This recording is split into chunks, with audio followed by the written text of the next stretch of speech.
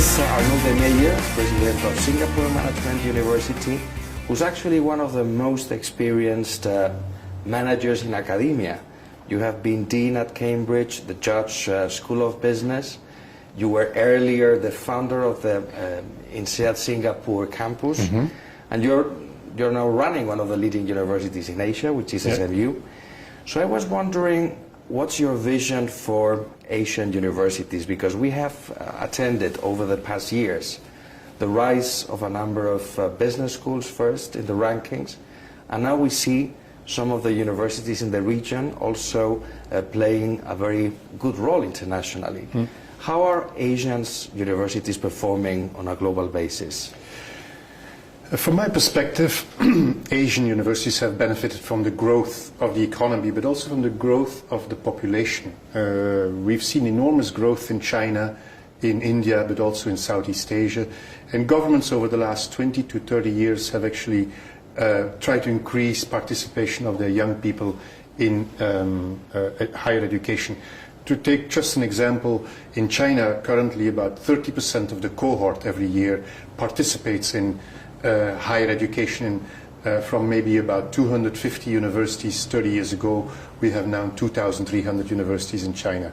It just gives you a feel for the enormous explosion. But with that explosion came also a lot of experimentation, trying out new things. And to some extent, Asian universities and Asian countries have played a little bit the game of a free market for education. Let institutions compete with each other. And competing institutions try to experiment, come up with new ideas, and innovate. And do you think they compete more than in Europe or in the US? Oh yes. I think it's really cutthroat competition sometimes between universities in Singapore, Hong Kong, mainland China, and other places in Asia. I think here in Europe we have more of an sort of status quo. Settled, I wouldn't say that we have divided the market among ourselves, but in Europe you have more a settled system. And in terms of regulation, because I guess that competition operates if there's a sort of deregulated market, if there's a true market in place, but does that exist in China, for example? In Singapore it does. Yeah. But in China, of course, a lot of the universities and education is still enormously regulated by the government. But it's very difficult to control everything from Beijing. And so there is lots under the sort of the traditional titles of courses. Everybody still has to teach socialism, even in an MBA program in China. But under that title, a lot of creative experiments are ongoing.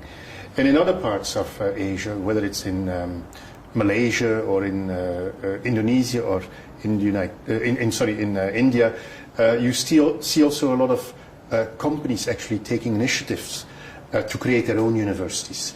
They see it often as a sort of service to the country to spend a little bit of their surpluses on the creation of new universities. And what is the role of research in this Asian model of university? Because we sometimes hear the criticisms from analysts in terms that universities in Asia don't pay so much attention to research as do universities in the Western world.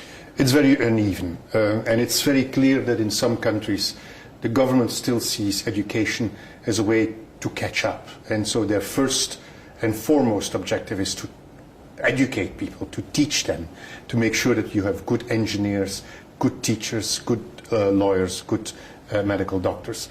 And so research has taken a little bit of a backseat in some Asian universities. But in the more advanced ones, for example, in China, the government has chosen 100 universities that they want to make real research universities and which directly report to the Ministry of Education. Many of the other universities report into the provincial governments. In Singapore, with the 3 or 4 universities that have been created there, some universities in Thailand, even in Malaysia, they have been selected by the government to become research-oriented universities. And so what you will see is gradually an emergence of a number of really top-quality universities, and then a whole group of sort of educational colleges to train people for the country. for the economy. Singapore is becoming one of the leading global hubs for higher education. What is the distinctive value proposal of Singaporean universities, particularly of SMU? Because you attract leading talent. We are in a very good example at SMU of what Singapore is trying to do. That is, first of all, create competition. And it has attracted a number of foreign institutions, like my previous institution, INSEAD, but also Chicago, Booth Graduate School of Business is there.